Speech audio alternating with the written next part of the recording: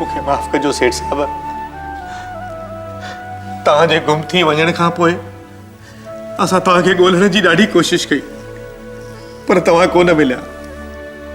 5 साल, सॼा सारा 5 साल असां तव्हांजे इंतज़ार में उते वेठा रहियासीं, पर तव्हांजो कोई पतो कोन पियो। पोइ उते रहणु ॾाढो मुश्किल थी वियो। इन करे मां तव्हांजी अमानत पाण सां गॾु खणी मुंबई हलियो आयुसि। जे मूं निभागे खे ख़बर हुजे हा त तव्हां मगत तूं इहो छा पियो थो चवीं? तूं पाण खे एॾो दुखी न कर। वरी बि शुक्र आहे असां गॾिया आहियूं। मगत ॿुधो आहे किशन पढ़ी विलायत मां मोटी रहियो आहे। हा, तव्हांखे कीअं ख़बर पई? वाधूअ फोन ते पे ॻाल्हायो। हा, पर सेठ साहब ही सब तव्हांजो आहे। ही बंगलो, वो मिलूं, गाड़ियों, नौकर चाकर सब तव्हांजी मिल्कियत आहे।